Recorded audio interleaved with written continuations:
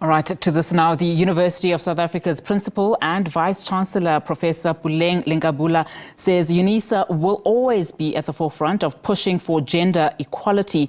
UNISA is hosting an International Women's Day event ahead of the day, which falls on March the 8th. Judge Sanji Monageng, the special advisor to the prosecutor at the International Criminal Court, is the main speaker. SABC News reporter Kylie Kumalo has more for us. Absolutely important day being marked all over the world.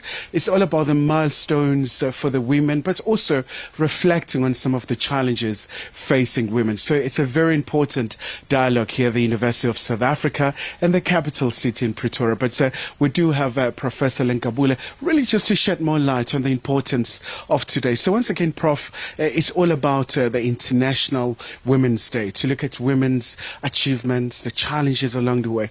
Tell us about the significance of today. Thank you very much. The University of South Africa is quite central to the articulation of knowledge and how we project the important discourses, discussions, ideas, and how we transform society here at home, in the continent, and in the world through science, through research, and through knowledge production.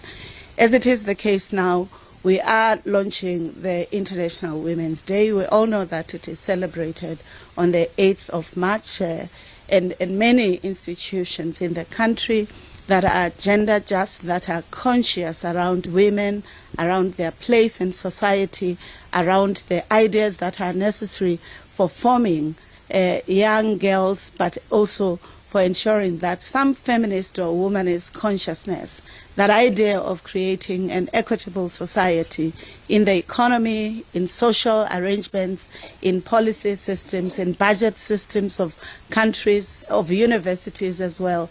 And therefore we're quite elated that we are hosting one of the iconic leaders in law, a justice, a lawyer, a judge that has worked in the continent, in the International Criminal Court of Justice, as well as trying to ensure that women and women judges are at the center of the pursuit for justice in our world. And we are elated. We also have representatives from the United Nations, scholars from different universities, and we think these discussions are not just discussions. They're about how do we advocate and influence policy decisions. I've already referred to budgeting systems in countries so that the social transformation and economic participation of women is improved.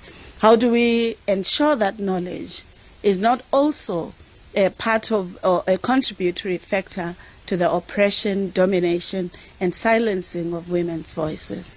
How do we ensure that girls and boys grow with confidence to pursue their ideas, their careers, and their dreams? And how do universities not separate from themselves from the struggles of society and the transformations and development that is required? And hence, we're here. We want to learn from the wisdom of judges. We want to learn from the wisdom of scholars. We want to learn from the experiences of multilateral institutions such as the United Nations, and we are very excited also that there's representation in this regard. And of course, it allows our students at all material times to meet mentors, to meet people who have created pathways for them to look into different careers.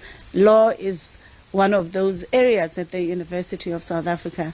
It's a known fact that we're the largest college or faculty of law. We produce a number of scholars. If you look at the bench, the former Chief Justice Mogoeng, the former Chief Justice Zondo, the current many lawyers would have come through the university, the halls of learning, whether virtual or contact, of the University of South Africa, and we have it to ensure that we don't disappoint them, but we create the next generations of judges, lawyers, and international jurists.